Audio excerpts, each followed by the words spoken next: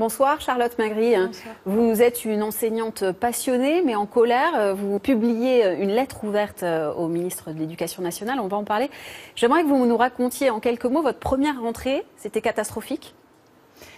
Honnêtement, oui, c'était catastrophique. C'est-à-dire que j'ai fait absolument tout le contraire de ce que j'avais prévu de faire. Alors que j'étais pourtant recrutée considérée à l'UFM comme un bon élément. J'ai eu une excellente note au concours, j'étais très assidue. Donc j'étais plutôt le prototype bien conforme à ce qu'on était censé faire à l'arrivée dans l'enseignement. Et c'était impossible de tenir votre classe? Oui, en clair, au bout d'un quart d'heure. On a vu dans le reportage des élèves très obéissants dans les années 50. Oui. C'est une école rêvée. On n'en est plus là aujourd'hui? C'est un petit peu plus complexe que ça, c'est-à-dire, bien sûr, il y a énormément de classes qui, au quotidien, aujourd'hui en France, fonctionnent de manière tout à fait normale, apaisée, avec des enfants qui sont au travail. On ne peut pas dire que les enseignants n'ont plus d'autorité du tout, je pense que ce serait faux.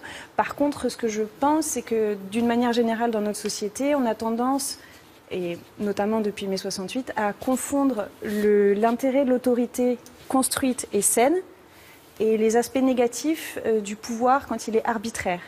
Et du coup, on n'ose pas forcément se montrer autoritaire, et du coup, on n'ose plus former les enseignants à poser leur cadre, poser une discipline dans une classe. Ça s'apprend. Vous le dites, c'est l'un de vos constats, la formation, elle est très mauvaise.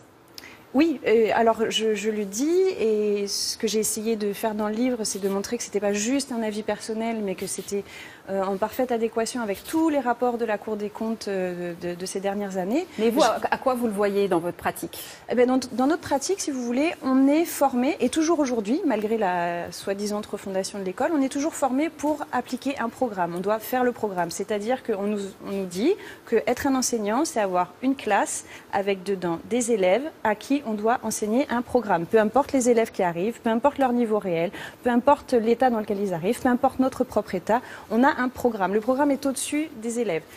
Mais j'ai cru comprendre que dans les dernières réformes, justement, on voulait individualiser l'enseignement à chaque élève. C'est l'une des grandes réformes du primaire de 2013. Oui, et c'est ce qui est dit, effectivement. Mais comme le dit la Cour des comptes, et je vais citer mot pour mot la Cour des comptes, le ministère a affiché une politique ambitieuse, une réforme ambitieuse, mais ne s'est pas donné les moyens de la faire entrer dans les faits. C'est-à-dire que vous, dans votre classe, par exemple, 2015. C'est possible d'individualiser l'enseignement aux élèves? Oui, bien sûr. Dans ma classe et dans plein de classes de plein d'enseignants. Enfin, à quoi ça tient alors si ça ne tient pas aux réformes?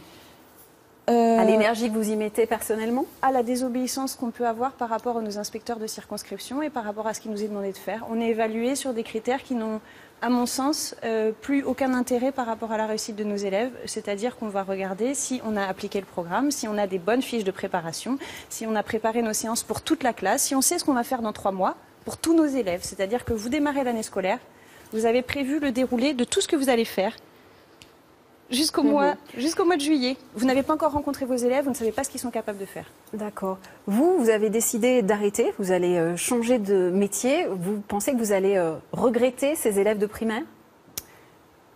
Mes élèves, oui, bien sûr. Comme tout enseignant, j'adore mes élèves. Donc oui, cet aspect-là, certainement, va me manquer. Mais Dieu merci, des enfants, il n'y en a pas que dans les écoles. Parfois, ils sont en liberté aussi. Voilà. Et l'école telle qu'elle fonctionne, vous ne la regretterez pas? Non, personnellement, moi, je préfère réfléchir à d'autres pistes par rapport à l'éducation. Merci beaucoup, Charlotte Magri, d'être venue sur le plateau du Grand Soir 3.